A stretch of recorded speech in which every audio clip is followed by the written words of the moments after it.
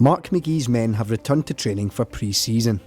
And while the manager works hard to prepare the squad for the start of the new campaign, there is another man who has an important role to play.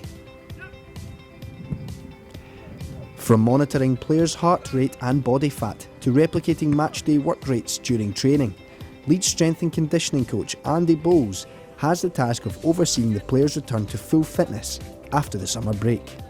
Yeah, the guys have come back in really good nick. We gave them all individual programmes over the summer, but again, strength work, a lot of fitness stuff, specific to what we thought their weaknesses were, and to be fair, they've all really kind of bought into the challenge and they've all come back. There's not anybody we've kind of looked at and went, you've maybe not worked really hard. We've had a few tough sessions, and everybody's responded really well, so it's been brilliant the first few days, yeah. Here, we're on a stretch again. We're just going to do inchworms here, but I just want you to take your time, so just in your press-up position, just walk your feet in, back out, take a little rest, and then back in again. So I want you to do about 6 in the 30 seconds, alright? I don't need you to go constant on the 30. Just loosen your glute off in the med ball here. This one, we're just going to do a double leg jump stick. Side on, just want you to jump, land and stick. Key here is when we land that your knees don't drop. Working with a large group with different requirements can lead to a number of challenges for a strength and conditioning coach. Generally, it used to be when I first kind of started out is getting the guys to kind of buy into some sort of things that they might not like to do or they might not be used to doing. So generally doing things in the gym for talking sake that old pros hadn't done years before. But to be honest, here we've got a really good group. The guys, you know, they're quite open, they're quite receptive. The guys are willing to work hard, which is sometimes a challenge in football, but we don't really find it here.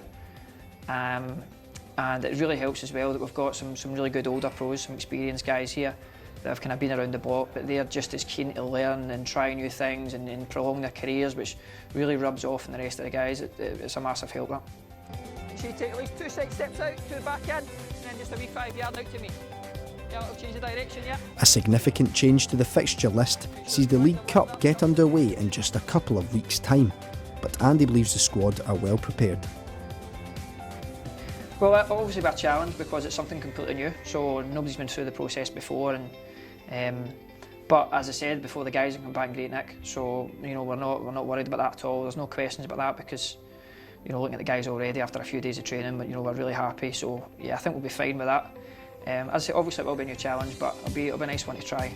Nice wee challenge to go through, I think.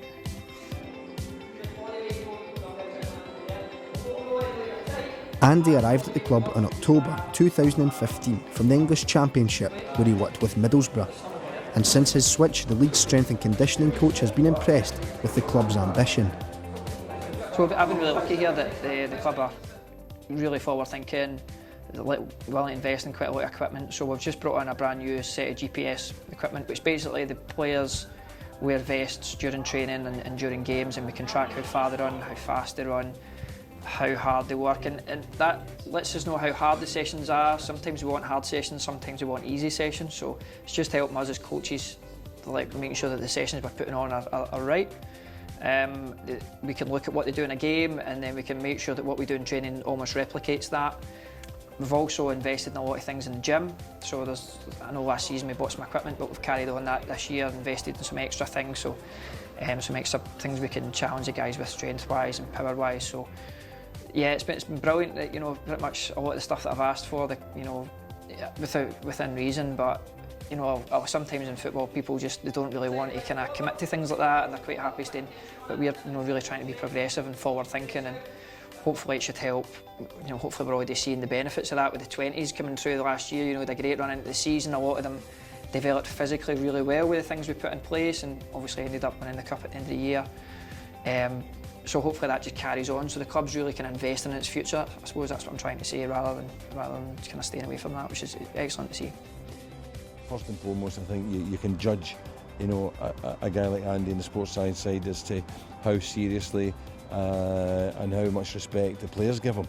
Because sports science guys can come in and can overwhelm, and it can, you know, be too much for players. You know, they can put too much emphasis on their side of the game. But Andy strikes a brilliant balance between understanding that we're a football team, not an athletics team, but we need to be athletes to play football. So you know, he strikes a brilliant balance. The boys respect him, and they accept his input, and they use it well, and it's certainly helping them develop.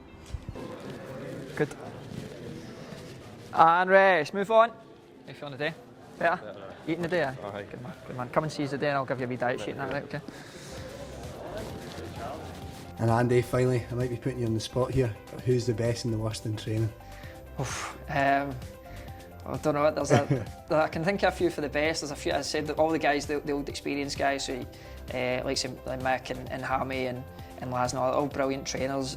And that's brilliant for your older guys, because sometimes the older guys think that they can just take their foot off the gas a wee bit and just get on with it. No comment on the worst trainer. Okay, guys, that's the quad sets. Guys, if we can. With a busy season ahead, the hard work has just started for all the players and staff at Motherwell Football Club. To this stretch that I do half kneeling. So if you can't do it just now, we'll just try and work on it, like talk it through up and something.